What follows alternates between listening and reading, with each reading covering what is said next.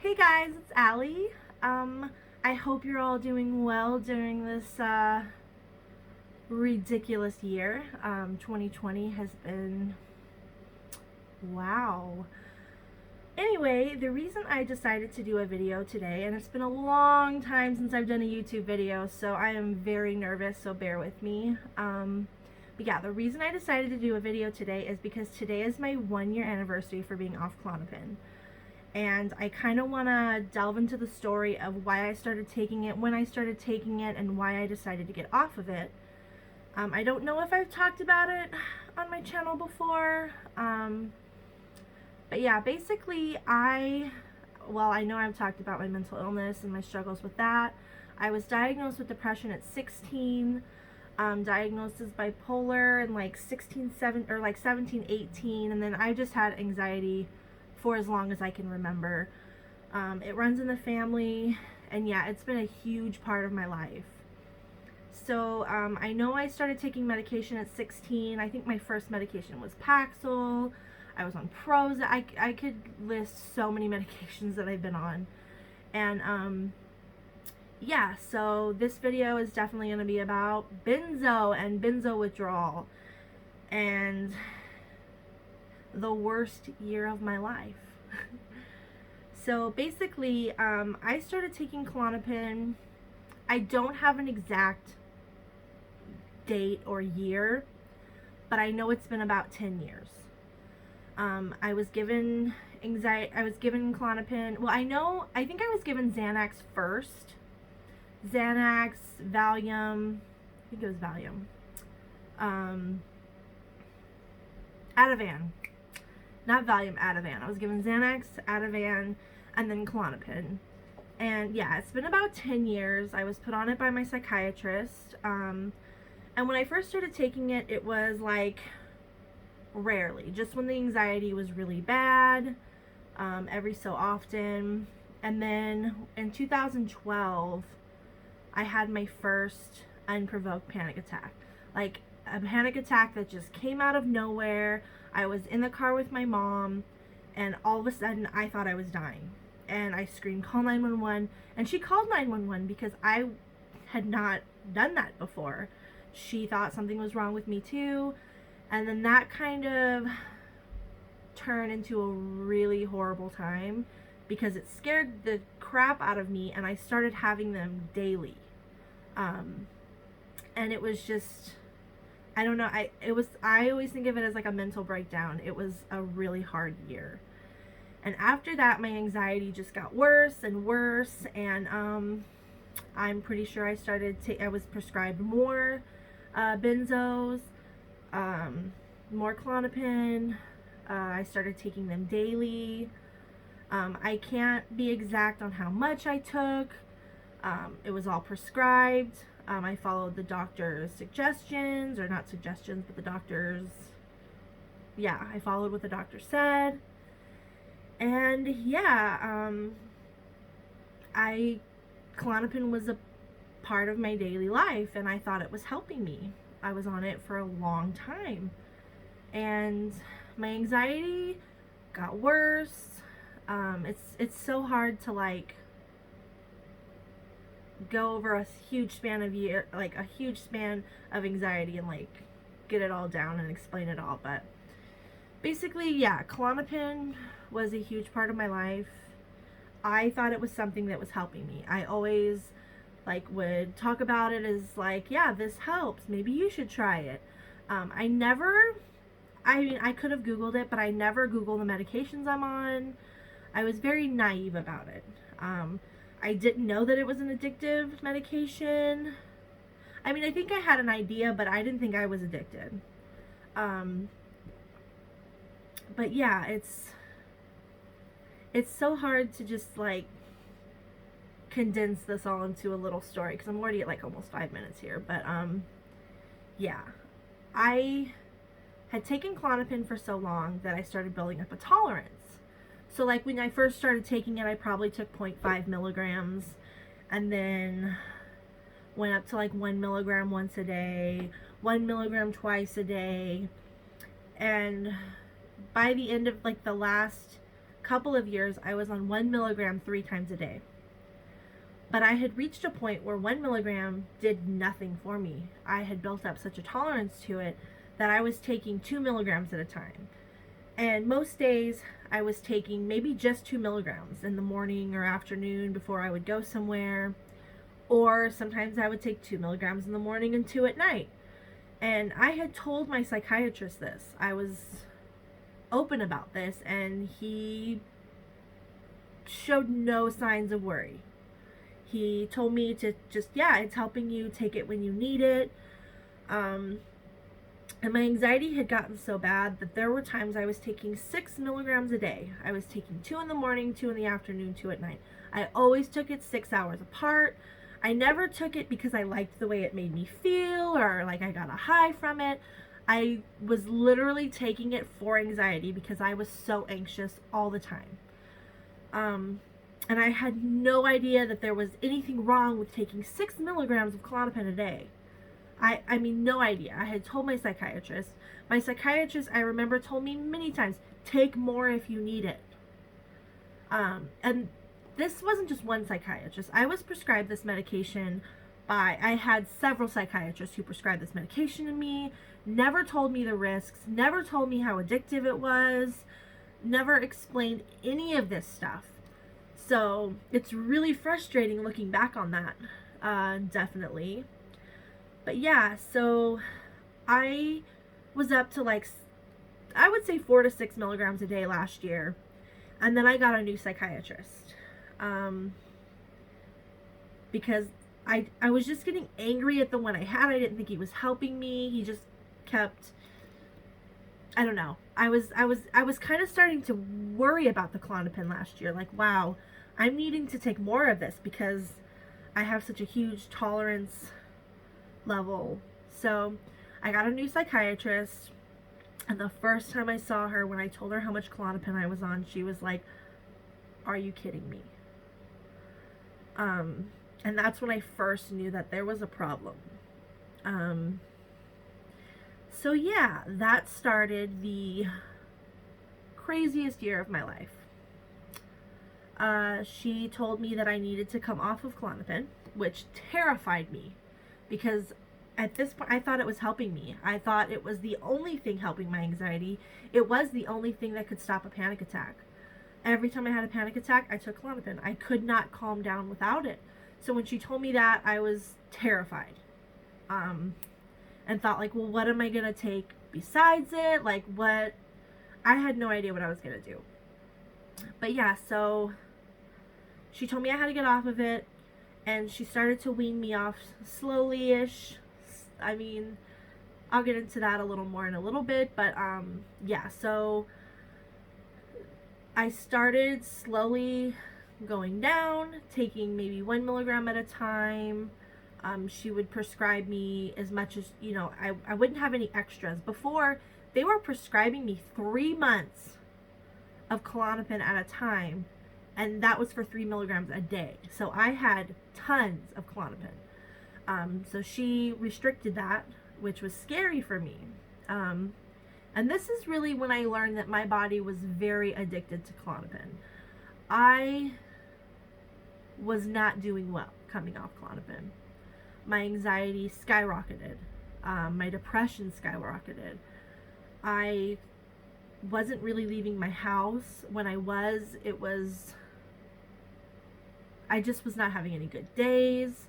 But yeah, so I did research on Benzo withdrawal and Klonopin withdrawal, and I found a lot of info on how it's best to like wean off of it extremely slowly, like to go really slow and go down, like, I mean, just a tiny bit over a year or more, because I was on so much that my body was used to that.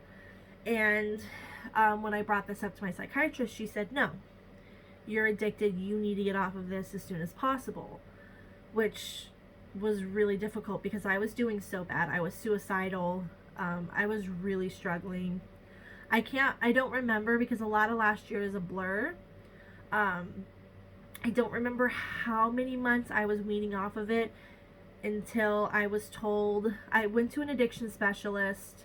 I think I was down to like 1 milligram a day at this point. And I went to the addiction specialist, and she told, I went in there, and I remember saying, like, I need to stop right now. I need to stay on 1 milligram. I need to level out.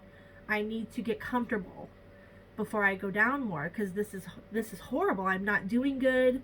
I'm suicidal. I'm so anxious I can't move. I mean, it was awful.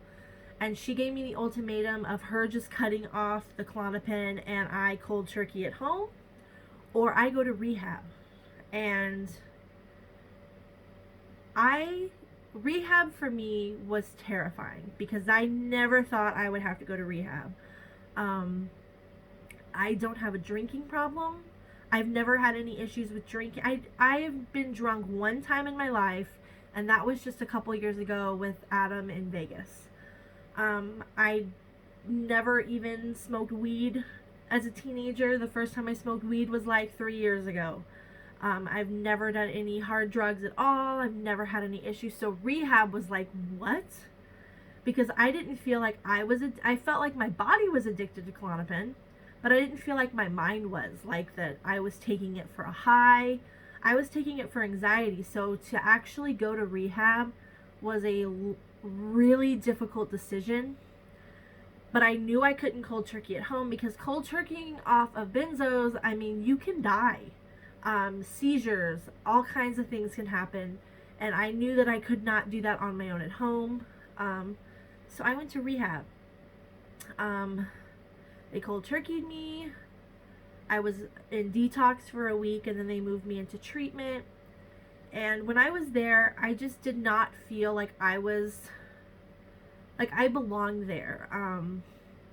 It's really hard to explain, but just basically, I didn't feel, like I said, I didn't feel like I was addicted to Klonopin in a way where, like, in the same sense as someone's addicted to heroin or someone's an alcoholic. And I'm not judging them. I just didn't feel that. Like, my body was addicted, because I was extremely sick. When I cold turkey, I think withdrawal hit me about a week, like full withdrawal hit me about a week or so after I got into rehab.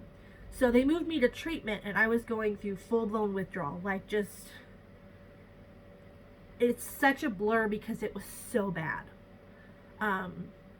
So after about, I think it was 5 days in treatment, I mean, like, I was having to attend classes, and all of, you had to follow this rigorous schedule, and I felt like it wasn't helping me, because the issues I were having were mental health issues. I needed therapy. I needed to be talking to a therapist. I needed to be working through my anxiety instead of talking about addiction and all of these things that I couldn't relate to. So I had decided, like, okay, I'm gonna go home. I can't, this is not the place for me. And if you've been or you've watched Intervention, leaving rehab is not an easy thing to do. So when I told them, it took a lot of guts for me to go to them and tell them, look, I want to leave. And when you tell them that, it is their job to talk you out of leaving, to tell you that you're destroying your life. And I had to say, no, this is not right for me. I need to get home and see my therapist. I need to even go to a mental hospital. Like, at that point, I was like, this is not the place for me. And basically they threw me out on the curb in my pajamas, 2 hours from home, with like 20% on my cell phone. I had to call Adam and say, you have to come get me right now. I'm on the street. So I had to Uber to a Starbucks and wait 2.5 hours for him to come get me. And I was in full-blown withdrawal and panic, and it was awful. And yeah, so this is like almost 15 minutes long, so I need to try to condense this. But yeah, so let's talk about withdrawal. And if I have done a lot of research on benzo withdrawal and acute benzo withdrawal, and most people think it's over in a few weeks, that you go through the withdrawal and then you're fine. And with benzos, that's not true. For many people, it can take years of not being themselves, years of horrible anxiety, horrible depression. I mean, this medication wrecked my system. It wrecked me. Um, and I knew I had a huge journey in front of me, and I was terrified because I didn't think I could do it. I was so suicidal. I was so depressed. My mental, like, my thoughts were up and down.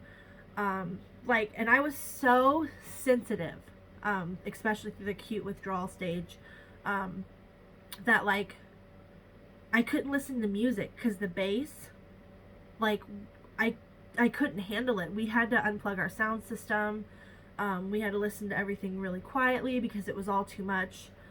But yeah, I hate to condense it so much because, like, last year was really the worst year of my life. It was the scariest year of my life. I was in the ER several times a month due to panic attacks. I was having panic attacks constantly. I felt like I couldn't breathe. I couldn't get a break. I ended up in the mental hospital 3 times, I think. I finally was able to have ECT treatments, and I think October is when we started them. September or October. Which I had ECT from 2012 to 2014. It really helped my depression, but the biggest downside is memory loss, which is why it's hard for me to recall a lot of stuff from last year and to, like, explain it thoroughly, because my memory loss is still, of last year, is pretty up there. But yeah, but basically, yeah, it was the hardest year of my life. And last year, I made a lot of changes. Me and Adam got our first place together. We got our dog, Benny. There were a lot of good changes that just were overshadowed by getting off of this medication. I had a lot of issues with my psychiatrist, a lot of issues with the addiction specialist, and just a lot of issues with Kaiser. But yeah, I went through hell, complete and utter hell. It was awful. I stayed in therapy throughout. Luckily, I was able to get a therapist to see weekly who really helped me. I'm still seeing her. But I have been experiencing benzo withdrawal this whole time. Today marks a year, and I have struggled up until this point, and I'm still struggling. There are still a lot of things that are not back to normal. I don't know what normal is because I've been medicated since I was 16. I don't know what normal is anymore. But my biggest thing, though, is I want people to know who are going through this, or who choose to go through this, or who want to get off of benzos, that you can do it. If I can do it, anybody can do it. And I know, like, that's hard to believe. But seriously, I didn't think I'd make it. I was not strong when I went off benzos. I was going through, like, the most difficult time when it was thrown on me that I had to get off this medication. I was not ready, and I had to come off of it. But I did it, and I definitely am healing. So last year I would not drive my car alone. I couldn't go anywhere alone. Someone always had to be with me. I was terrified to go to sleep because, like, just the time of, like, I thought I wouldn't wake up. Like, I was terrified to do anything. I would check my blood pressure 10 plus times a day because I was convinced I was dying, that something was wrong with me. I went to my primary care doctor like every other month, like, for blood tests. So she, like, because I was certain something was so wrong with me. And this wasn't just last year. This was over the last few years. I haven't been doing it for years. And it was the benzos, like, really, because I would take them so unevenly, too. I would take 2 milligrams one day, 4 the next day, 6 the next day, 2. Then sometimes I would take none. I would go a few days without taking any. And then I would have this really bad anxiety attack, and I wouldn't be doing good, not realizing that I kept putting myself through benzo withdrawal. But yeah, for years, I have been obsessed that I'm dying. just constant like checking my blood pressure. That was like my biggest thing. They labeled it as OCD. I was checking my blood pressure constantly. And I don't, for a big person, I do not have high blood pressure. My blood pressure is usually normal. So anytime it was high, I would go into more of a panic, and I would go to the ER, and it was just really frustrating. And it was frustrating for my boyfriend, who was constantly having to take me there, and he knew nothing was wrong with me, like physically, but you couldn't tell me that. I was convinced, and I just, like, yeah, so last year, I mean, I was going to the ER, I was going to my primary care doctor, and my primary care doctor is awesome and completely understands my anxiety. So she would give me the blood test because she knew that it would calm me down for a little while. But yeah, I've noticed I've started to heal. I was, like, I can't remember exactly when, but I stopped taking my blood pressure. I feel no need to take it anymore. I think I took it a couple weeks ago once because I had a really bad headache and I was really scared, like, oh, something's wrong. But I don't take it daily. I don't take it hourly. The machine's actually packed away. And then after that, I started taking my pulse. I would just like feel my pulse because that would bring me comfort for some reason. And I noticed yesterday when I was talking to my mom, I'm like, I haven't done that in weeks. And I didn't even notice that I hadn't done that. Like, I haven't. That's a huge deal for me.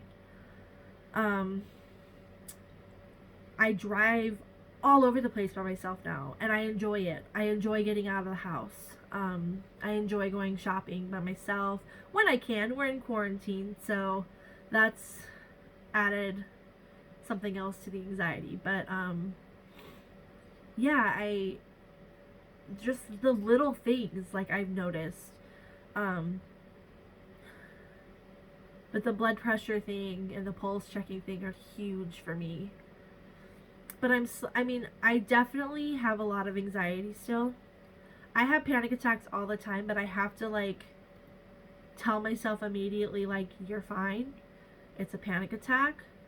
Just keep doing what you're doing. Go about your day. And I'm kind of getting stronger and stronger every time. I'm able to, like, get through it without freaking out. My depression, the last couple of months, the hardest thing has really been, like, the depression. And I feel that lifting. I definitely still have depression. I don't know how, like, if that will get better, because I am diagnosed depressed. I mean, like, benzos didn't cause that. It exacerbated it, but it didn't cause the depression. I still have depression, but yeah, I finally feel like I'm healing, and to have made it one full year is crazy. I never thought I'd be here. I thought I would have taken my life by now. So, and I mean, things aren't great, because, like, we're in quarantine. Well, now we're not in quarantine. They're opening everything back up. But, I mean, it's a pandemic. And the world is just a scary, bad place right now. So it's hard to be positive and to not have anxiety. But my therapist helps me remember when things are actual, just anxiety, or when they're actually, yeah, it's something you should be worried about. It's something that will cause anxiety. Like, normal people feel this way.